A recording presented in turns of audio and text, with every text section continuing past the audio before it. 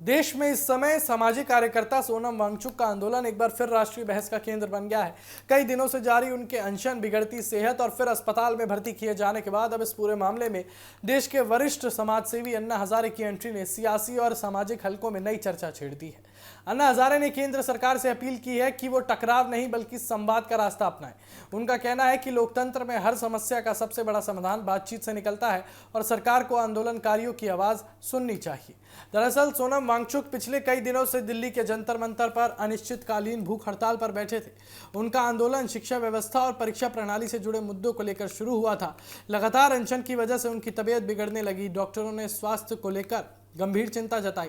इसके बाद Delhi high court के निर्देश और मेडिकल टीम की सलाह के आधार पर दिल्ली पुलिस उन्हें अस्पताल लेकर गई ताकि उनका इलाज किया जा सके। सरकार का कहना है कि ये फैसला उनकी जान बचाने के लिए लिया गया और इसमें अदालत के आदेशों का पूरी तरह पालन किया गया है। हालांकि इस कार्रवाई को लेकर विवाद भी खड़ा हो गया है। वांगचुक के समर्थकों का आरोप है कि उन्हें इनकी इच्छा के विरुद्ध अस्पताल ले जाया गया और शांतिपूर्ण आंदोलन को दबाने की कोशिश की गई। दूसरी ओर दिल्ली पुलिस ने इन आरोपों को सिरे से खारिज किया है। पुलिस का कहना है कि किसी तरह का बल प्रयोग नहीं किया गया और पूरी कार्रवाई केवल डॉक्टरों की सलाह और अदालत के निर्देशों के अनुसार की गई।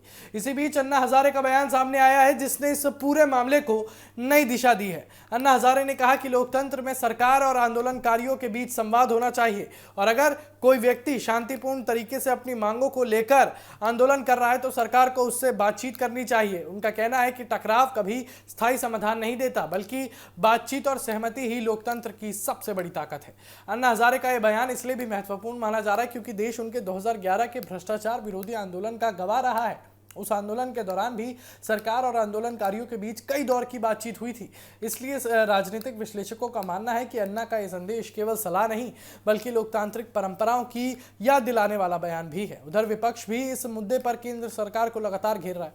विपक्षी दलों का कहना है कि सरकार को वांगचुक की मांगों पर गंभीरता से विचार करना चाहिए और उनके स्वास्थ्य को सर्वोच्च प्राथमिकता देनी चाहिए। वहीं सरकार का पक्ष है कि उसने अदालत और डॉक्टरों की सलाह के अनुरूप ही कदम उठाया है और किसी भी नागरिक की जान को खतरे में नहीं पड़ने दिया जा सकता। अब इस पूरे मामले ने एक बड़ा सवाल ये भी खड़ा कर दिया है कि क्या लोकतंत्र में विरोध प्रदर्शन और कानून व्यवस्था के बीच बेहतर संतुलन बनाया जा सकता है? क्या सरकार और आंदोलनकारियों के बीच बातचीत शुरू होगी और क्या अन्ना हजारे की अपील के बाद इस विवाद का कोई सकारात्मक समाधान निकल पाएगा? फिलहाल पूरे देश की नज़र इसी बात पर टिकी है कि आने वाले दिनों में सरकार का अगला कदम क्या होगा और क्या संवाद के जरिए इस आंदोलन का कोई रास्ता निकलेगा। लोकतंत्र में असहमति की आवाज़ और सरकार की जिम्मेदारी दोनों के बीच संतुलन कैसे बनेगा, यही इस पूरे घटनाक्रम का सबसे बड़ा सवाल बन गया है।